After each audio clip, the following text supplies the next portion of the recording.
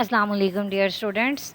It's Anam Khalid, Head of Department of Chemistry from the Legend Institute of Management Sciences. You are all welcome to the online classes. Lecture number 17 जो है applied chemistry का जो है वो हमारा start होने जा रहा है। लेक्चर नंबर 16 तक हमने सोडियम हाइड्रोक्साइड को एंड अप कर दिया था। हमने सोडियम हाइड्रोक्साइड, सोडियम कार्बोनेट और सल्फ्यूरिक एसिड, HCl, HNO3 और ये इंडस्ट्रीज़ जो हैं 5-6 वो हमने पढ़ ली हैं। आज हमने एक नया प्लांट, नई इंडस्ट्री स्टार्ट करने जा रहे हैं जिसका नाम है फॉर्मिक एसिड। क्या नाम है इसका? Formic acid. फॉर्मिक एसिड असल में पहले मैं आपको ये बताना चाहती हूँ कि इसका नाम ये फॉर्मिक क्यों है। असल में ये फॉर्म लफ्ज़ का मतलब होता है चूंटी या आंट। इसका जो फॉर्मिक एसिड होता है इसका बिल्कुल टेस्ट ऐसा होता है जैसे ये रेड आंट का टेस्ट हो या उसकी डिस्टिलेशन की जाए तो उस टाइप का जो है वो हमें प्रोडक्ट मिलता है। फॉर्मिक एसिड का जनरल फार्मूला जो है वो होता है HCOOH। ठीक है। फॉर्मिक एसिड है क्या? Systematically named methanoic acid. अब देखें मैथानोइक एसिड क्या होता है? CH4 होता है मीथेन। अगर मैं इसको इसके एसिड में कन्वर्ट करूं तो जाहिर सी बात है इसमें जो सिंगल बॉन्ड होता है उसको कन्वर्ट करना होता है COOH में, तो एक कार्बन वाला यही कंपोजिशन बनेगी ना HCOOH, तो इसको हम क्या कहते हैं? मैथानोइक एसिड। एथानोइक एसिड का फार्मूला जैसा कि आप सब जानते हैं CH3COOH, यानी इथेन से एथानोइक एसिड और मीथेन से मैथानोइक एसिड इज़ द सिंपलेस्ट। ये क्या है? ये एक सिंपलेस्ट कार्बोक्सिलिक एसिड होता है, बिल्कुल सिंपल है carboxylic acid. It has the chemical formula HCOOH। इसका केमिकल फार्मूला क्या है? HCOOH। केमिकल कॉम्पोजिशन इसकी क्या है? HCOOH। It is an important intermediate in the chemical synthesis and occur naturally most notably in some आर्ट। ज़्यादातर ये आर्ट्स में भी पाया जाता है। और बहुत सारी केमिकल सिंथेसिस जब आप करवा रहे होते हैं, केमिकल प्रोडक्शन करवा रहे होते हैं किसी भी प्लांट पर, तो फॉर्मिक एसिड आपको एज बाय प्रोडक्ट या फिर एक इंटरमीडिएट के तौर पर मिलता है। इंटरमीडिएट क्या होता है? जो दरमियान में थोड़ी देर के लिए बनता है फिर ये जो है वो वैनिश हो जाता है। फॉर्मिक एसिड की फ़िज़िकल प्रॉपर्टीज़ क्या हैं, ये चीज़ इम्पॉर्टेंट है देखना। तो सबसे पहले इसका मेल्टिंग पॉइंट 8.3 डिग्री सेंटीग्रेड है, यानी 8.3 डिग्री सेंटीग्रेड पर ये मेल्ट होना शुरू हो जाएगा। इसका बॉइलिंग पॉइंट क्या है? 100.8 डिग्री सेंटीग्रेड, यानी इसका बॉइलिंग पॉइंट जो है वो वाटर के बॉइलिंग पॉइंट के आलमोस्ट जो है वो इक्वल होता है। तो उसका क्या है? बॉइलिंग पॉइंट इसका है 100.8 डिग्री सेंटीग्रेड। और ये जो बॉइलिंग पॉइंट है ये कितने प्रेशर पर देखा गया है? ये 101.3 किलो पास्कल प्रेशर पर देखा जाता है। कलरलेस होता है, यानी इसका कोई कलर नहीं है, जो प्योर होता है। लेकिन बाज़ औक़ात इसमें कुछ इम्प्योरिटीज़ आ जाती हैं, जैसे कोई साल्ट वगैरह आपकी लैब में पड़ा हो तो आपने वही अगर स्पैचुला फॉर्मिक एसिड के अंदर डाल दिया तो हो सकता है कि वो उसके अंदर उसका कलर लाइट येलो हो जाए, लाइट ग्रीन हो जाए। लेकिन प्योर जो है वो क्या होता है? कलरलेस होता है। Quite clear. क्वाइट क्लियर का मतलब ये बिल्कुल क्लियर है, यानी इसमें जो है वो किसी किस्म का कोई एक्स्ट्रा पार्टिकल या कुछ भी नहीं होता, बिल्कुल ग्रैनुलर की फॉर्म में होता है। कोई आपको जो है उसका होमोजीनस एक सॉल्यूशन या होमोजीनस एक कंपाउंड की फॉर्म में होता है। It is corrosive liquid with a pungent odour. इसकी पंजेंट स्मेल है, यानी जैसे नाक को एक चीज़ चुभ रही होती है, ये वो चीज़ है। और कोरोसिव होता है। कोरोसिव का मतलब क्या है कि ये आपकी जो स्किन है उसके लिए ख़तरनाक, डेंजरस साबित हो सकता है। तो ये क्या है? कोरोसिव है, जला सकता है स्किन को। It is the strongest unsubstituted alkyl carboxylic acid. ये ऐसा कार्बोक्सिलिक एसिड है जो अनसब्स्टिट्यूटेड होता है, यानी इस पर कोई सब्स्टिट्यूशन नहीं। क्या आपको कोई इसमें मिथाइल ग्रुप नज़र आ रहा है? नो।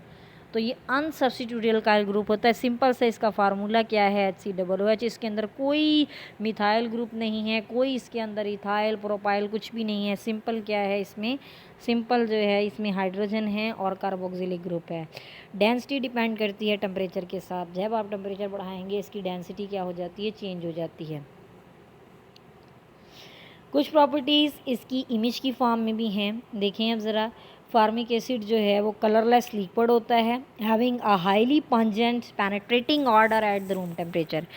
इसकी स्मेल बहुत ज़्यादा पंजेंट है, इतनी ज़्यादा आपके नाक को चुभती है कि आप इसकी स्मेल में खड़े नहीं हो सकते। पेनिट्रेटिंग ऑर्डर का मतलब ये होता है कि ये आपके अंदर जज्ब होने की कोशिश करती है स्मेल एट रूम टेम्परेचर के ऊपर। सेकंड पर क्या है, it is miscible with water, ये वाटर के साथ मिजिबल है, यानी पानी के अंदर कुछ हद तक ये हल हो जाता है। And most polar organic solvent, और बहुत सारे पोलर ऑर्गेनिक सॉल्वेंट जैसे मैथनॉल जो है, एथनॉल है, ये स्लाइटली पोलर होते हैं, तो इनके अंदर भी ये हल हो जाता है। And it is somewhat soluble in hydrocarbon में ये ज़्यादा सॉल्युबल नहीं होता। इसकी असल में वजह ये है कि इसके अंदर पोलैरिटी भी सीन की गई है, पोलैरिटी भी देखी गई है, लेकिन ये ऑन द सेम टाइम ये क्या है, ये एसिड है। एसिड होने की वजह से, कार्बोक्सिलिक एसिड होने की वजह से इसकी जो कार्बोक्सिलिक एसिड होने की वजह से जो इसकी प्रॉपर्टी होती है मेन, वो क्या होती है कि वो ये ब्रेकअप कर सकता है, हाइड्रोजन जो है वो डोनेट कर सकता है, इस वजह से ये सॉल्युबल हो जाता है। हाइड्रोकार्बन्स में भी सॉल्युबल हो सकता है, पोलर भी हो सकता है, और वाटर के अंदर भी ये सॉल्युबल हो सकता है।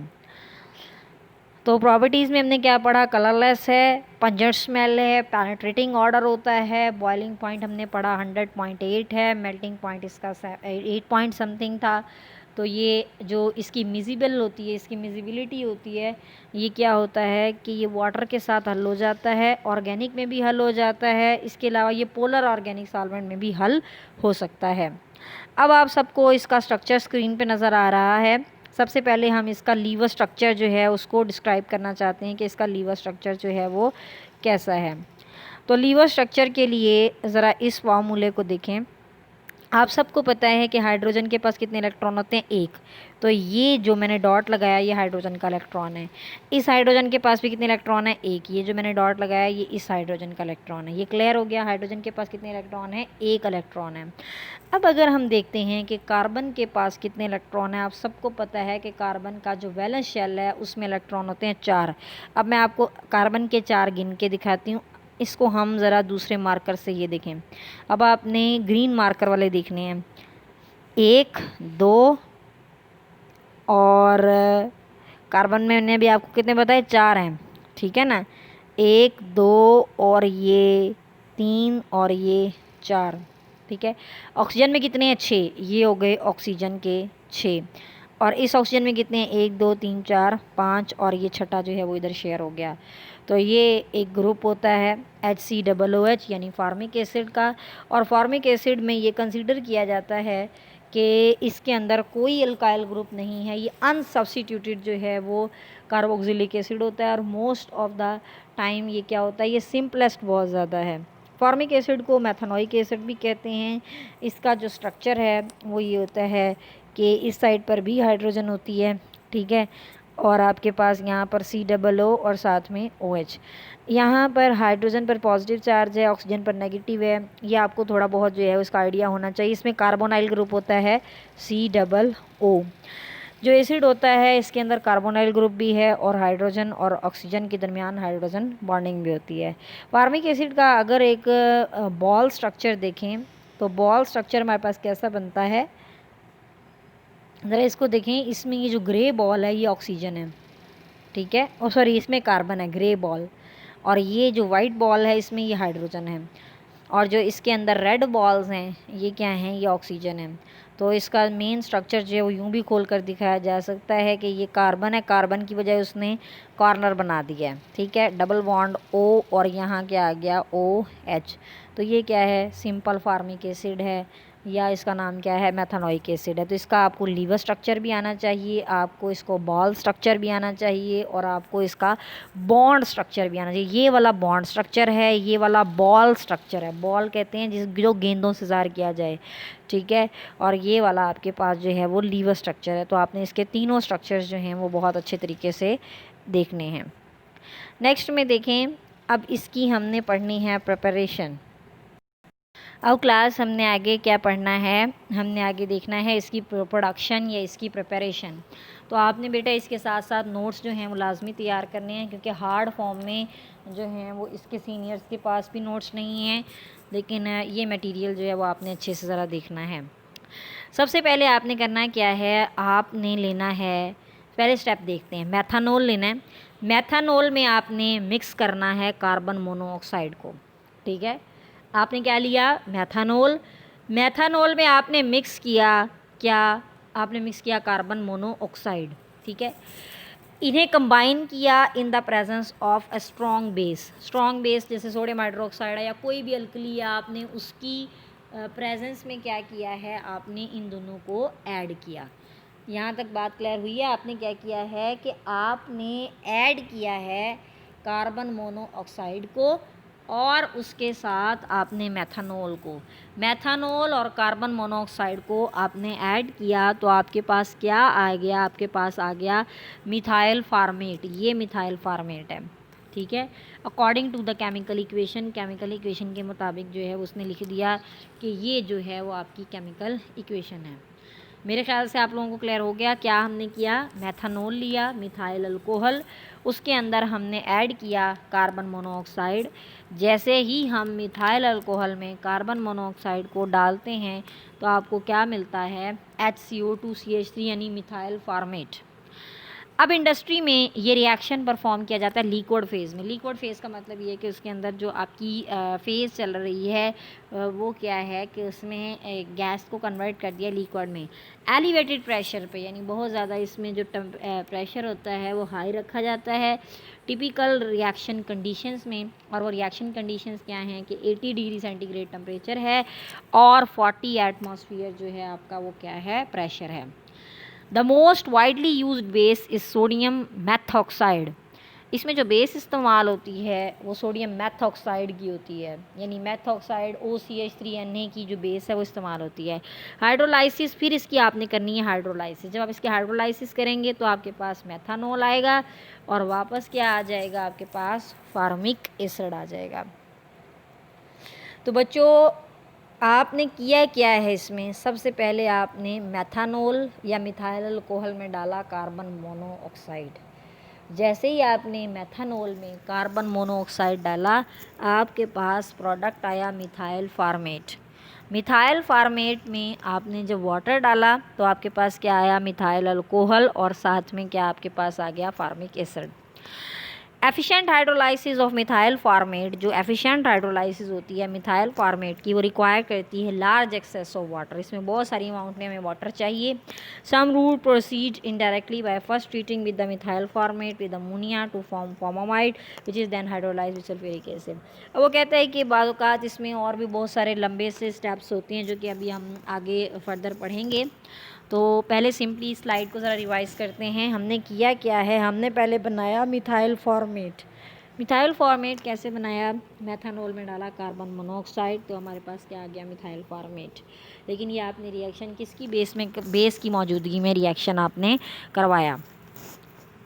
इंडस्ट्री में ये रिएक्शन परफॉर्म किया जाता है लिक्विड फेज़ में एलिवेटेड प्रेशर पे। फिर आपने उसमें एक्सेस अमाउंट में क्या डाला, वाटर डाला। जब आपने उसमें वाटर डाला तो आपके पास क्या आ गया, फार्मिक एसिड आ गया और साथ में अल्कोहल आ गई। बहुत सारी अमाउंट में जो मिथाइल फार्मेट है उसको बहुत अमाउंट में वाटर जो है वो रिक्वायर होता है। कुछ रूट्स जो हैं वो इनडायरेक्टली प्रोसीड होते हैं अगर आप उन्हें मिथाइल फार्मेट में अमोनिया और फार्मामाइड और इस तरीके से जो है वो उसको प्रोसेस करते हैं। तो अब वो कहता है बाज़ औक़ात ऐसा भी होता है कि जो मिथाइल फार्मेट है वो डायरेक्टली वाटर के अंदर डिज़ोल्व नहीं होता, तो फिर हम क्या करते हैं, हम या तो उसमें अमोनिया डालते हैं पहले ये, या फिर हम उसमें क्या डालते हैं, उसमें H2SO4 या फिर सल्फ्यूरिक एसिड डालते हैं। तो पहले प्रोसेस में उसने अमोनिया डाली है, दूसरे प्रोसेस में उसने H2SO4 डाला है। अमोनिया जब डाली HCO2CH3 है क्या, यह मिथाइल फार्मेट, ठीक है।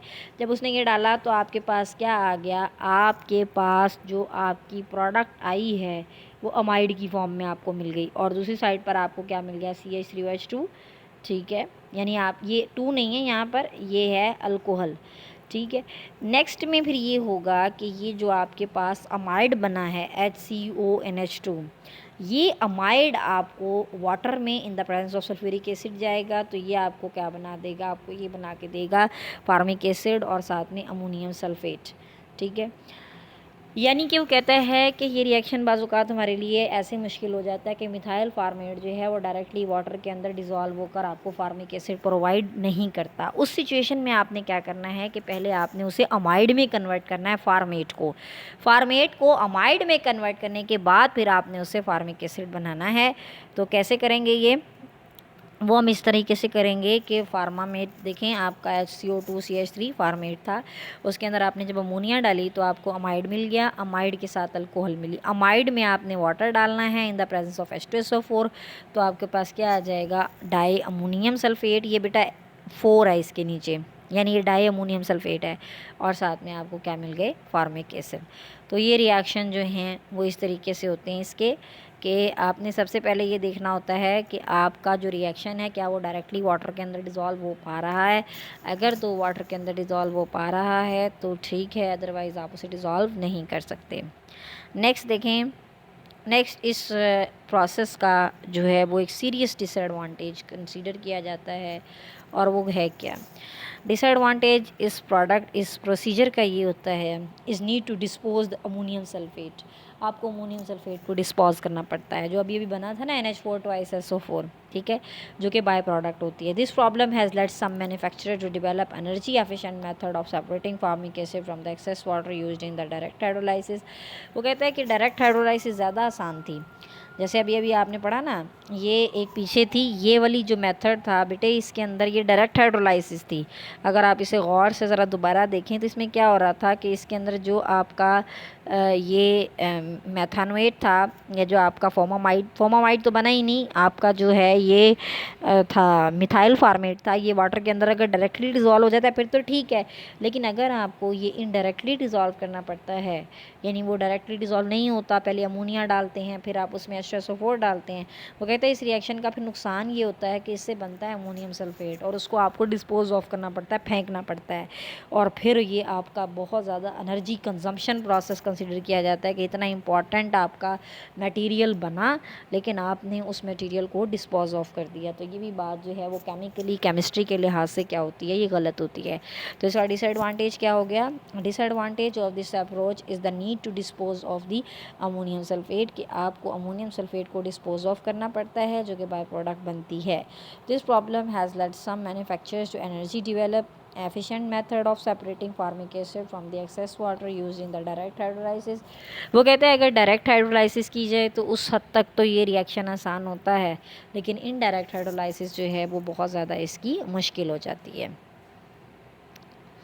अब इंडस्ट्रियल मेथड भी इसका दिखाया हुआ है फार्मिक एसिड की प्रोडक्शन का। बहुत आसान मेथड है, जो अभी हमने पढ़ा उसी की थोड़ी सी जो है वो रिवीजन अब आ रही है।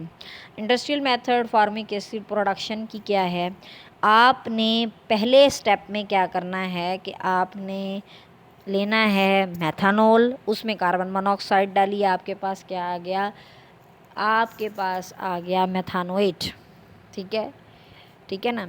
फिर आपने उसकी हाइड्रोलाइसिस करनी है। दो तरीके से करते हैं, डायरेक्ट और इनडायरेक्ट। डायरेक्ट में क्या किया था, डायरेक्ट में आपने वाटर डाला, सिंपली अल्कोहल और फार्मिक एसिड बन गया।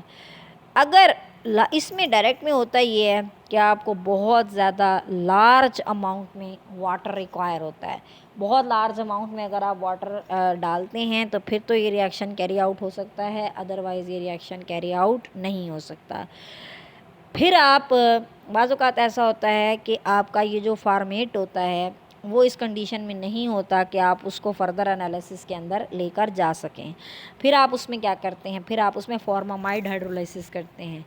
फॉर्मामाइड क्या होगा कि पहले आपने उसे अमाइड में कन्वर्ट करना है। क्या करेंगे, अमोनिया डालेंगे, ठीक है, फार्मेट में अमोनिया डालेंगे तो आपके पास HCOONH2 यानी अमाइड बन गया, ठीक है।